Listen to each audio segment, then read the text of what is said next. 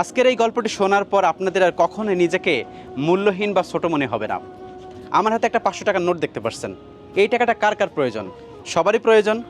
এখন এই টাকাটা যদি আমি একটু দুমড়ে মুচকে দিই, এই টাকার মান কি সেম থাকবে? অবশ্যই সেমই থাকবে। এই টাকাটা যদি আমি পানির ভিতর ভিজিয়ে রাখি, কিছুক্ষণ পর যদি তুলে নিয়ে আসি, এই টাকার মান তো সেমই থাকবে, তাই না? অবশ্যই সেমই থাকবে। এই টাকাটা যদি আমি ময়লার ভিতর ফেলে রাখি 2 মিনিট, আমি যদি আবার তুলে নিয়ে আসি, সেই টাকার মান তো সেমই থাকবে, তাই না?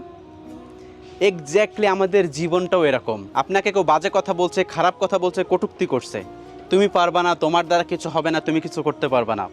আপনি ঠিক একবার টাকার এই কথাটা চিন্তা করেন। টাকাটা আপনি ফেলে দিলেন একই মূল্য, টাকাটা আপনি ময়লার ভিতরে রাখলেন একই মূল্য, টাকাটা আপনি পানির ভিতরে রাখলেন একই মূল্য। ঠিক তেমনিভাবে মানুষের মূল্য এরকম কমে যায় না। আপনিও টাকার থেকে অনেক বেশি মূল্যবান, সবসময় মনে রাখবেন। টাকার থেকে আপনি অনেক বেশি মূল্যবান। যে মানুষগুলো বাজে কথা বলছে, কটূক্তি করছে, সেই মানুষগুলো জীবনে কিছু অ্যাচিভ করতে পারে নাই, এই জন্যই আপনাকে এনে সমালোচনা করছে। এগুলোকে জাস্ট ভুলে যান।